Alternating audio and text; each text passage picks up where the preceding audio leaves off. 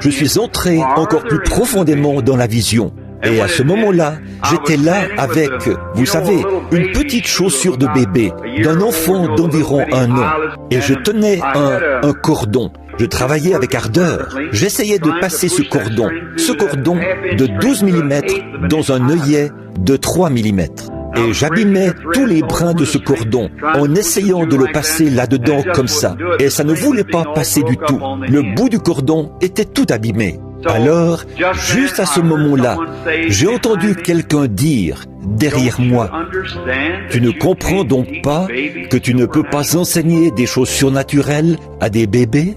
Il a dit, « Tu utilises le mauvais bout du cordon. » Et j'ai abaissé le regard vers le bout de ce cordon qui était par terre. Il y avait tout un tas de cordons et il se terminait en pointe, un beau bout de 3 mm, ce qui lui permettait de passer dans le trou. J'ai dit, je comprends. Au moment où j'ai tendu le bras pour ramasser le cordon, j'ai été emporté de nouveau.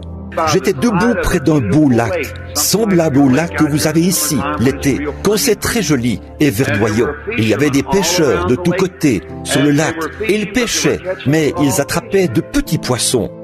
J'ai regardé au loin dans ce lac, et il y avait là de belles grosses truites arc-en-ciel. Et j'ai dit, je sais que ceci est une vision, mais ces truites, je ne comprends pas. Mais j'ai dit, tu sais, au fond de mon cœur, je crois que je pourrais les attraper. Alors, j'ai ramassé le cordon, mais au lieu d'un cordon, c'était une canne à pêche. Et juste à ce moment-là, celui qui était derrière moi a dit, « Maintenant, je vais t'apprendre à pêcher. Comment les attraper ?» Et alors, il a dit, « Attache le leurre. » J'ai fixé le leurre. Il a dit, « Maintenant, lance très loin. » Maintenant, écoutez bien, très loin, dans l'eau profonde.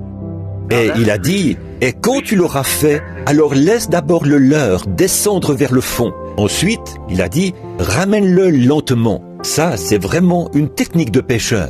Alors il a dit, et à ce moment-là, bon, là tu vas sentir quelques mordillements, mais ne dis à personne ce que tu es en train de faire. Garde ça pour toi.